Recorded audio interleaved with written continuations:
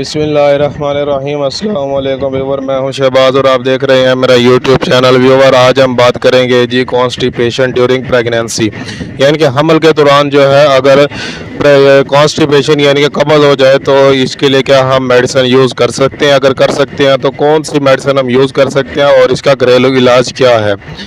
ये जो कॉन्स्टिपेशन है ये होती है जी कम पानी, यानी कि पानी जो है हम अगर कम पीते हैं तो उस वक्त जो है कॉन्स्टिपेशन होना शुरू हो जाती है। इसलिए हमें चाहिए कि इसका जो घरेलू इलाज है, हमें जो है प्रेगनेंसी के दौरान जो है ज़्यादा से ज़्यादा पानी पीना चाहिए ताकि कब्ज़ ना हो। इसके अलावा जो अगर कोई मेडिसिन इस्तेमाल करते हैं तो वो है जी डुफालैक्स सिरप।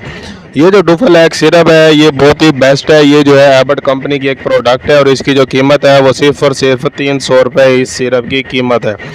ये जो डुफालैक्स सिरप है ये आपको हर मेडिकल स्टोर से आसानी से मिल जाएगा। ये आपने इस्तेमाल करना होता है आधा कप सुबह आधा शाम, यानी कि 2 टाइम जो है आपने इसको इस्तेमाल करना है। इंशाअल्लाह आपकी जो कब्ज़ है वो दूर हो जाएगी।